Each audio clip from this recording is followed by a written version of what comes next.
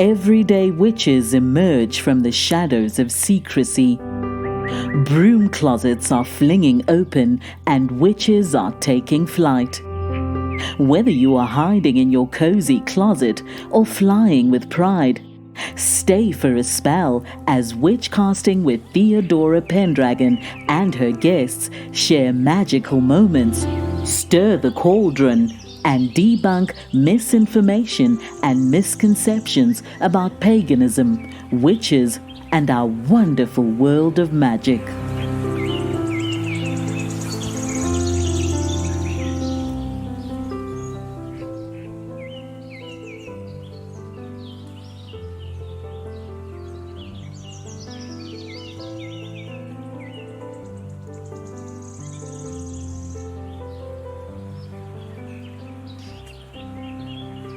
Today's episode is Love is My Religion, and our guest today is Reverend Edie Weinstein.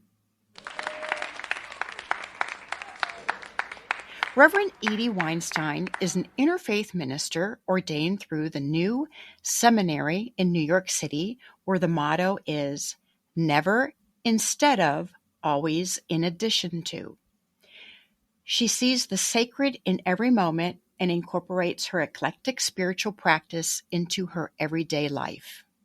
She will share some of those rituals she uses to set intention and create the life of her dreams. One of the ways she expresses that love, which is her religion, is through heart-to-heart connection with people who cross her path. Welcome, Edie. Thank you. I'm honored to be on the show. Up until a few days ago, I didn't even know you existed, and you didn't even know I existed. So here we are. That's right. And it turns out we have a little bit in common. We're both psychotherapists. Mm-hmm. Yep. I've got, I'm a licensed social worker. I have my MSW, Master of Social Work, although I jokingly call it Master of Saving the World. Graduated in 1985 from Rutgers University, New Jersey, and I'm in a group practice right now, seeing clients of all different ages, from 5 years up to seniors, and individuals, couples, families, and every issue imaginable. You're an interfaith minister. Mm-hmm. Tell us about that. Okay. Well, I was ordained through the New Seminary, which is a school in New York City. And it was kind of a long and winding, circuitous path that got me there. My husband had been enrolled in the seminary himself toward the end of his life, studying to be an interfaith minister. And it was a 2-year program that he was engaged in. And I casually studied along with him, little knowing that I would end up becoming ordained instead of him. I had no interest, no inclination to do it. And I read, he had hepatitis C. So he, toward the end of his life, had a hard time staying awake. So I would read to him. I would listen to the audio tapes, watch the videotapes. He was a correspondence student. He had neuropathy in his hands and feet, couldn't type. So I would type his papers for him. No clue why this was happening, but I just trusted that this is what I was supposed to do. So on the last day of his life, when life support was turned off, I heard the voice, and I know the difference between a psychotic voice and the voice for God saying, call the seminary and ask to finish what Michael started. So a few days after his service, I called and spoke with the dean. Diane Burke was her name. She's not there anymore, but she was my dean there. And she said, we would love to have you. Michael's told us a lot about you, and you can join his class and graduate with the class on 2 conditions. One is that you're doing it for yourself too, not just for him. And the other is if you want to graduate with the next class, you got to do 2 years worth of work simultaneously, or wait till next year. Now, again, because I had studied with him, I knew the course materials. So all I needed to do was my papers, take my exams, whatever was necessary. So the universe was preparing me for this. And I was ordained at the beautiful Cathedral of St. John the Divine. I don't know if you know where that is. It's in New York City. And it's the largest Gothic cathedral I don't know if it's in the world or the Western Hemisphere. This place was massive. And it's so big that they don't air condition it or heat it because it would cost a fortune. And the day that we were ordained, it was like 90 something degrees. So I waited till the very last minute to put my robe on and still was dripping. So since that time, since 1999, I've married probably close to 400 couples, done a handful of funerals, baby blessings, other types of rituals. And the thing that connects them all is that they're about love. Now, these are couples in many different religions and different faiths, different spiritual paths, correct? Yep. And different genders. I marry same-sex couples. I marry mixed gender couples, if you want to call it that. And again, the core is love. Would you like to share your spiritual path with us? Sure, absolutely. I was raised in a Jewish home, and there are three, or actually probably four now, schools of thought when it comes to Judaism. Orthodox is the most, and again, I don't mean to disparage anybody's spiritual beliefs, but the most rigid, the most structured, the most, in my mind, restrictive. Then there's conservative. Now, this is not it's not political conservative. It's the middle ground where women can be counted. Women can be rabbis. Women can be counted in the minyan, which is a 10-person quorum that's needed for certain prayers. And then Reform is considered the most liberal, but there's also Reconstructionists. There's also Jewish Renewal, a whole bunch of different branches of Judaism. So I grew up going to synagogue every Friday night with my parents, my sister. I became a bat mitzvah at 13. I went to Hebrew school till I was 16. Kind of studied casually on my own different religions of the world because I had a few, I'm going to call negative experiences in my synagogue. We had what I would call revolving door rabbis, different rabbis that would come and go. One rabbi in particular was extremely restrictive and sexist. When my mother met him for the first time, she had to say, "My eyes are up here." Yeah, I'm sure you know. You're laughing, so you know what that means. Elevator eyes. Yeah. In Hebrew school, he taught when I was 16 in confirmation class. And he would always call on the boys to answer questions. The girls were considered like second-class citizens. That's not what I grew up with. I grew up with parents who valued women's roles in the home and in synagogue equally with men's roles. In the synagogue in which I grew up, women couldn't wear a tallis, which is a prayer shawl that you would typically wear either on a Friday night service or during the high holy days. So my father would sit, when I'd sit next to him, would wrap one side of it around me. So he was wearing it and I was wearing it together. He led a Sunday morning breakfast club for boys. My sister and I broke the gender barrier, and then our friends started coming to it as well. So fast forward, I don't remember which year of college, I came home to visit my parents on a Friday night, and it was April, and there was a freak snowstorm. So my mother stayed at home. I'm not sure why, because she didn't feel like coming. My father, my sister, and I went to services, and there were 10 of us at the start, when it was time to start, but 2 of us were women. So my father said, "Oh, we can start now." And the rabbi said, "No, we need 2 more men." My father spoke up and said, "My daughters should count." And the rabbi said, "Yes, that's very nice, but we still need 2 more men." Now, I was proud of my father for speaking up, but if he really wanted to make a point, he would have said, "We're leaving. Now you need 3 more men." But he wasn't willing to rock the boat. So at that point, I said, traditional religions are not about God, goddess, spirituality. They're men's stupid rules, is how I looked at it. So I didn't go back to synagogue for many years until my husband and I were living in South Florida, and we met this amazing rabbi. His name is Rami Shapiro. And Rami was raised Jewish, became, I don't know if you've ever heard the term Jubu, somebody who is both Jewish and Buddhist. And he studied Buddhism. He ended up going to Israel and reclaimed his Judaism. So what he taught was like an interfaith approach with Judaism at the core, the center of it. We went to his synagogue for a few years, and then we lost our home. We were living in Homestead, Florida at the time. We lost our home to Hurricane Andrew, moved back up to the Philadelphia area where I remain now. And my husband died in 1998. So I've stayed in the same home we've been in. My spiritual path is eclectic. I believe in, not putting, again, the word God is fraught for a lot of people, but not putting God in a box.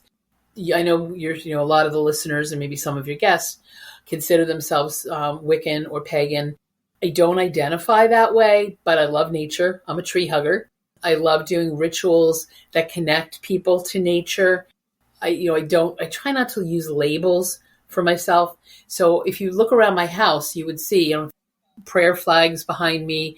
I'm looking at a sculpture of the Buddha, an Om sign. What else? A dancing Shiva with mala beads on his arm. I've got goddess sculptures. I've got Kuan Yin, fairy decorations, candles, crystals. So I feel best when I'm surrounded by ritual items and when I practice those rituals for myself. Clearly, you don't believe there's only one path. No, absolutely not. Nope. And when I was a kid, even though Judaism was our family's religion, my parents encouraged us to learn about other religions. We were allowed to go to church with our Christian friends. They said very clearly, remember who you are. Remember what what our family's belief system is. And when I told my mother that I was going to be going to seminary, she said, I have one question for you. Are you converting? Because that would have been really hard for them. And I said, no, I'm expanding. I see the many and varied paths to God. She said, okay, we support you in doing this if it makes you happy. They were living in Fort Lauderdale at the time. So they flew up, came to my ordination in New York, and were there with us. And my mother started calling me her Reverend daughter, like a takeoff on Reverend Mother. And I became the family clergy person. So I did a couple of family weddings. When my uncle died, I officiated at his funeral. With my parents, I officiated at both of their funerals. Yeah, so I'm kind of on call for the family. I like what you said. I'm expanding, not converting. And I don't pretend to know the ins and outs of every religious tradition. I could not quote you Bible chapter and verse. The cool thing about this new seminary is they believed in the breadth, BREADTH, the breadth of teachings, not the depth of teachings. So it wasn't like a Jewish seminary or a Christian seminary where you're taught specific chapter and verse. These are the rules. The founder, actually multiple founders, a rabbi, a priest, an imam, and a minister walked into a bar. Started a seminary. And Rabbi Joseph Gelberman was the primary founder. He was this Orthodox, Hasidic, I don't know if it's Orthodox, but Hasidic Hungarian rabbi, Holocaust survivor. And he was tiny but mighty. And he spoke with a Yiddish accent. And what he taught us was the idea of being ready. But he said, I'm ready, that we have to be ready for anything, to be spontaneously available was one of the teachings. And answering a call, how people say they were called to do something. This felt like a calling for me. And since then, I've become, I don't know, I don't think going to seminary did it, but I think in preparation for it, I've become more aware of messages. I get messages in dreams and meditations. One of them, and this relates to my website, is you're not just an optimist, you're an optimistic, OPTI hyphen MYSTIC, who sees the world through the eyes of possibility. I try to look at the world that way, that when something doesn't feel so good, I think, all right, what's the gift here? And it's not spiritual bypassing. Have you ever heard that term before? I have not. Okay, spiritual bypassing is when somebody says, okay, no matter how horrible it is, it's all going to work out anyway, so I'm not even going to worry about it, and just kind of tossing it away. As a therapist, you know how important it is for people to be aware of their feelings and to process them, not just saying, okay, I'm just not going to think about it and it'll go away, like Scarlett O'Hara. I just won't think about it today. Can't do that. The spiritual experiences that I have involve exploration, okay, what's the purpose of this? Not, victim shaming, like this happened to you because of a terrible thing you did in a past life. Blowing raspberries for people who can't see that. I feel very blessed. I grew up in a very, loving, nurturing home, no abuse, no addiction. Although I could say my father was a bit of a workaholic, and I learned from a master about how to be a workaholic. But I felt very blessed with my life. And you and I work with people who may not have had the same experiences and opportunities that I had.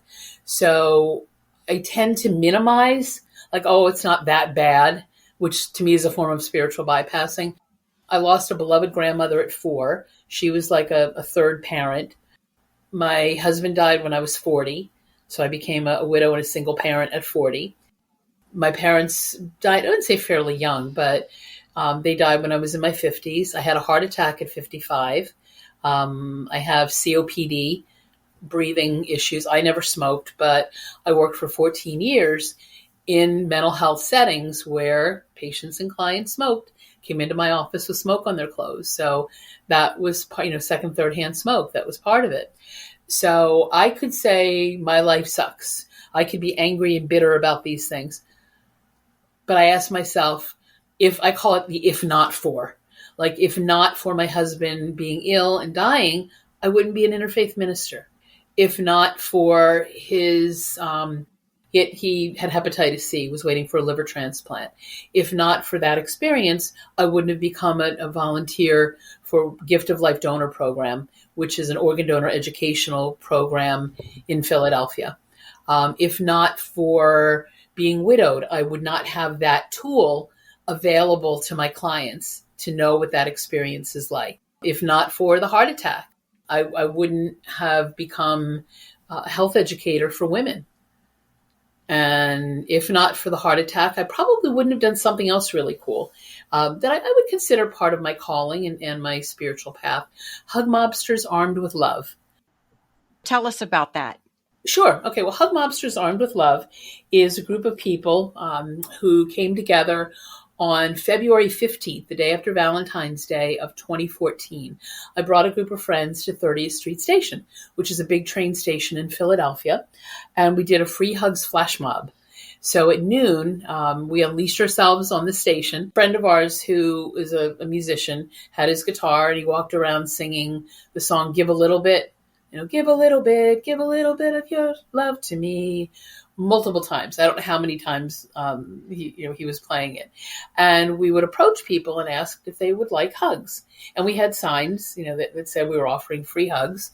And we only hug people if they said yes, or if they opened their arms to us. And one of the people that approached us was an Iraq War vet. And he said he was the only survivor of his platoon, and he had survivor's guilt, and he thought about ending his life.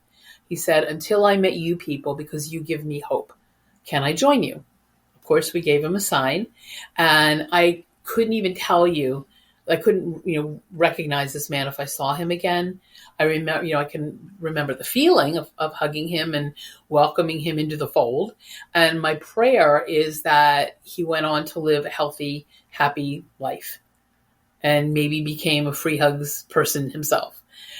So that's when I thought, oh my goodness, hugs save lives. And then 5 months later, I had a heart attack. I was on the way home from the gym, totally unexpected. When I talk about this, women in particular, listen up.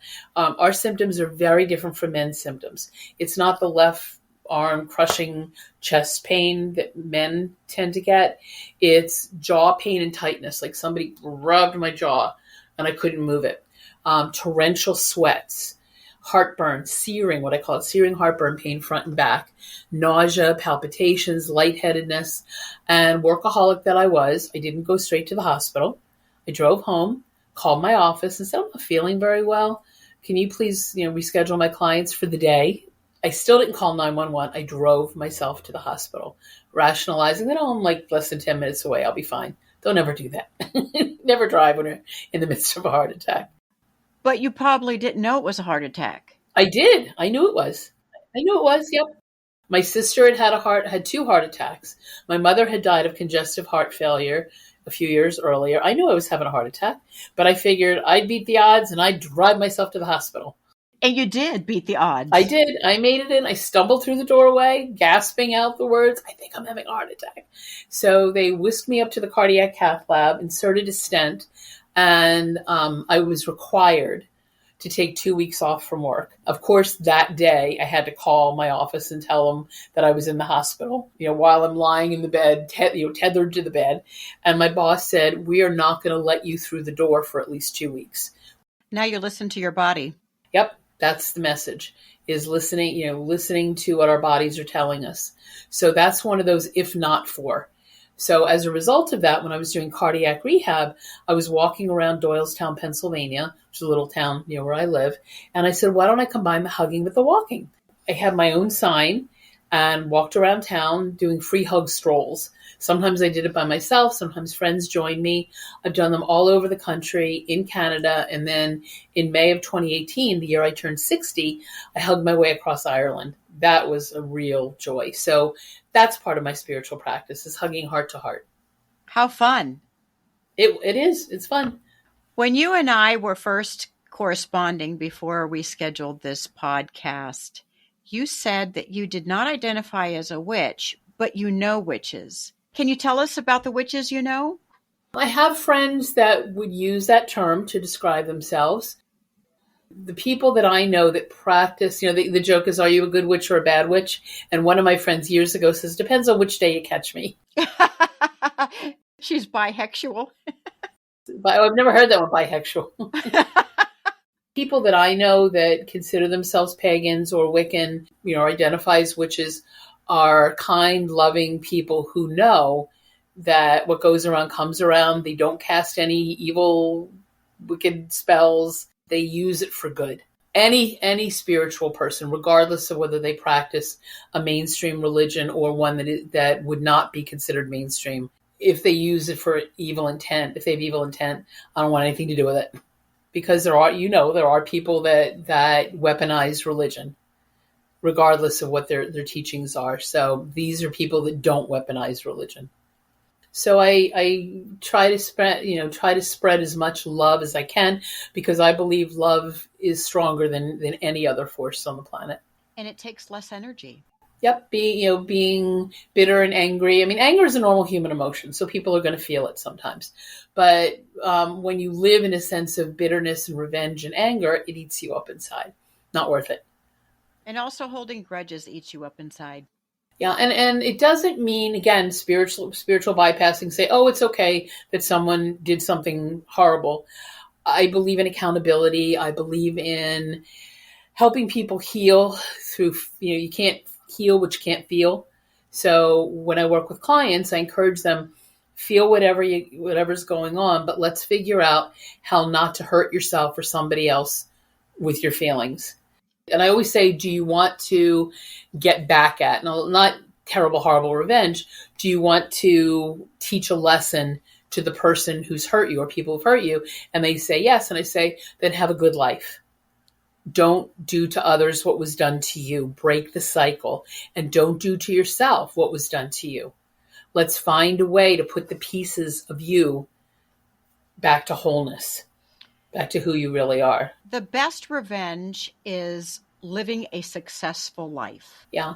And again, to recognize their own beauty and value and worth.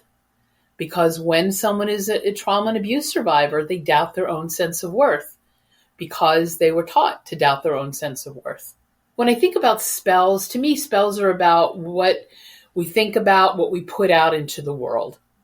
Those are spells. We cast spells with our words. When we say the two words I am are two of the most powerful words we can say, because anything that follows that becomes our chosen path. So if someone says, I'm lazy, I'm a loser. You've heard these words, I'm sure, that clients have said. I'm not successful. I'm friendless. All those things. I said, okay, let's figure out what somebody would have to believe about themselves to have the kind of life you're having now, and what someone would have to believe about themselves to have a different kind of life. And it's not blaming the victim at all. Because I tell them, nobody had the right ever, ever, ever to abuse you. Okay, nobody had the right to steal your body sovereignty. Nobody had the right to put you down or bully you. Now let's lift you up. So I guess that's a spell. And when someone says, I can't, they're already setting themselves up so that they won't. Right. And if they say I can't, I'll say, do you want to? Because you know how people say everybody does the best they can. And I say, I think people do the best they're willing to do. So what are you willing to do to make a positive change? And I'm not expecting to make a sweeping change. You didn't get this way overnight. You may not change it overnight either. So what can we do together as a team to help get you through the pain of what you survived? And I talk to people about being resilient thrivers, not just survivors, because resilient thrivers make positive changes in their own lives, then do things that are of benefit for other people. That's a thriver. That's not a victim. That's not just a survivor. If anybody who's listening has been through pain, struggle, loss, abuse, trauma, think about the person inside, that innocent, beautiful child that you were, that's still in there, and nurture that little one the way you should have been nurtured in your life, the way you deserve to be nurtured in your life. Be that person that you wish you could have had when you were young. Something I struggle with patients is when they have excuses. And a few months ago, I had a 9-year-old child who was coming to me for behavioral problems. She told me in one session, well, my mom was explaining to me that the devil makes us do bad things. Ooh. I said, can I tell you what I think about the devil? She said, yes. This is a very smart 9-year-old. I said, well,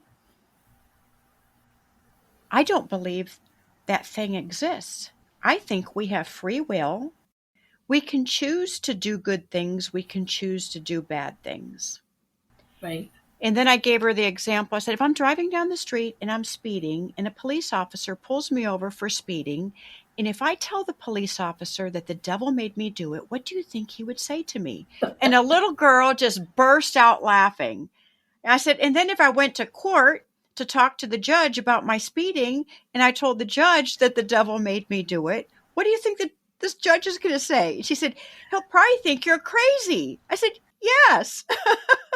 Right. Do you remember Flip Wilson, the comedian, Yes. from the 1960s? The devil made me do it. I love it. Geraldine. Geraldine, yep. So the challenge with that was mom in the room at the time, or just the girl? Just the girl. Yeah, so it's challenging when you're working with people whose religious beliefs, as a therapist, you think aren't therapeutically sound, aren't helpful. So I would say, I've had kids that have said things like, well, in our family, we believe this. And I say, you know what? I don't have the right to tell anybody what to believe spiritually.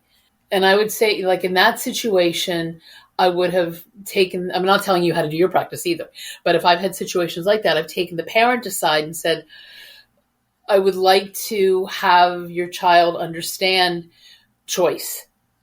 That if you tell her the devil made me do it, then she's never going to be responsible for anything she does, like you said, that's problematic.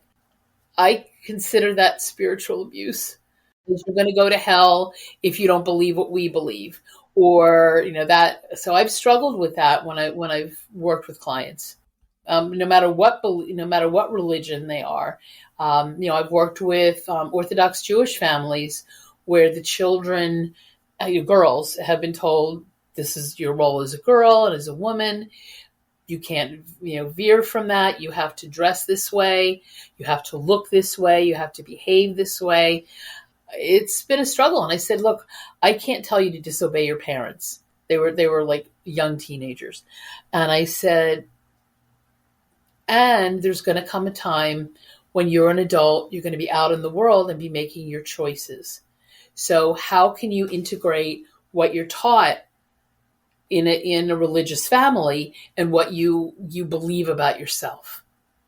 If you're being taught you're inferior to a man, that's something to work on. And it's a challenge. When I work with children and with teens, I tell them, and I tell the parents, that what we talk about is confidential unless, and I ask the kids, what does unless mean? And they say, unless I say I'm going to hurt myself or somebody else. I said, yep, exactly. But if you tell me something that I think, oh, maybe your parents should know about, how about if we tell them together? So I was able to talk to this mother of these two young girls about it, and it might have changed. I'm not sure. I'm really not sure. So being a therapist with families where there's diversity, where there's cultural diversity, where there's spiritual diversity, sometimes feels like walking through a landmine. I got to be so careful, so conscientious to say, to talk to the parents and say, is this helpful? Is what you're teaching your child going to serve them out in the world? It's tough. Absolutely. The other thing that you touched on a little earlier that I did want to get in, being shamelessly self-promoting, was that I did a TEDx talk in October called Overcoming the Taboo of Touch. That, I think, is a psychological, spiritual talk. Some of it involved what I told you about hug mobsters. But where it came from was when I was in graduate school, I did a project, a paper called Counseling Practitioners' Views on Using Touch as a Therapeutic Modality. We're taught, I don't know if you were taught this in grad school, that you're not supposed to touch your clients, you can't hug your clients. And my coach, who got me ready for the TED Talk, said, well, why is that? Now, he's not a therapist. And he said, well, transference, sexualizing of touch, attachment to the therapist, people experiencing trauma. And he says, well, what if we flipped it, turned it on its head and talked about good reasons with consent for a therapist to be able to offer a hug or shaking a hand or putting your hand on someone's shoulder as they're leaving. That formed the kind of the bones of my talk. Two other real quick things that I'm involved with. One of them is a project called Bucks County Kind, Bucks, Bucks, Bucks County Kind. Back in April of last year, a local woman named Joanne Petrun, Petrun, had posted something on our local Doylestown Facebook page. And she said, I'd like to create cards that we give out to local merchants that talk about offering acts of kindness, random acts of kindness. So I saw it and I said, ooh, I want to be involved with this. Let's make it a real thing. So we created a Facebook page called Bucks County Kind. It's on, just look up Bucks County Kind Facebook. And I have a friend who's an artist, and he created these beautiful cards that we handed out to local merchants. They're also at restaurants and hospitals, my car dealership, any place I go. When I go to the bank, I slip a card in the drawer when I, make a deposit. Since April of last year, we have something like 1,400 people involved. We've gotten some really cool media coverage. And in it, again, we encourage people to be kind. So that's part of my religion too, is kindness. What's on these cards? Please accept this gift from your neighbor and pass it on. And we encourage you to do acts of kindness. And then on the back of the card is the address. It says, please accept this thoughtful gesture from your neighbor and pay it forward with a random act of kindness for someone else. People post all kinds of memes and suggestions for being kind, like things that they see people do that are kind. That's part of my spiritual practice. And then the last thing is that I do PR and marketing for this really cool film called Angels and Saints, Eros and Awe, Eros and Awe. And what it's about is the intersection of sex and religion. Most people are taught that sex is bad or evil or dirty or sinful and religion is good. And as a result of that, people are fragmented. We are all sexual beings. Sex is how we got here. In the midst of orgasm, what do people sometimes say? Oh God, right? So this film, it's a 52-minute documentary, interviews people from amidst the gender matrix. We don't even talk about it as a spectrum in the film. They're clergy, they're sex educators, and they're therapists that are part of this film. Part of my job is getting it out there into the world. So I've been working with the team for about 1.5 years now. Started in March of 2021. Actually, it'll be 2 years in March. It'll be 2 years in March. What I do is diverse. What I do is psychological. What I do is spiritual. And it's just about sharing more love in the world. And the website is www.aseafilm.com. So Angels, Saints, Arrows Off Film. So it's aseafilm.com. And I'll put that in the episode notes. And I so appreciate this opportunity to speak to your listeners, and may my words be of benefit to them. This is a wonderful contribution, Edie. Right. Not bad for a not witch, huh? No, not bad at all. Thanks. See, that's the whole thing, is we don't need to put spirituality in a box. That no matter what we call ourselves or call our practice, it's interconnected. Thank you, Reverend Edie Weinstein, for being my guest. My pleasure. It's been lovely. Thank you. Thank you. Thank you for joining us for Witchcasting with Theodora Pendragon. Have a burning question or have a topic you'd love Theodora and her guests to discuss on the show? Contact her through Instagram at Theodora Pendragon. If you enjoyed this episode, make sure to subscribe so you don't miss the next one. And help us spread the word by leaving us a rating and review and sharing it with your friends. See you next time, and may your magic always shine.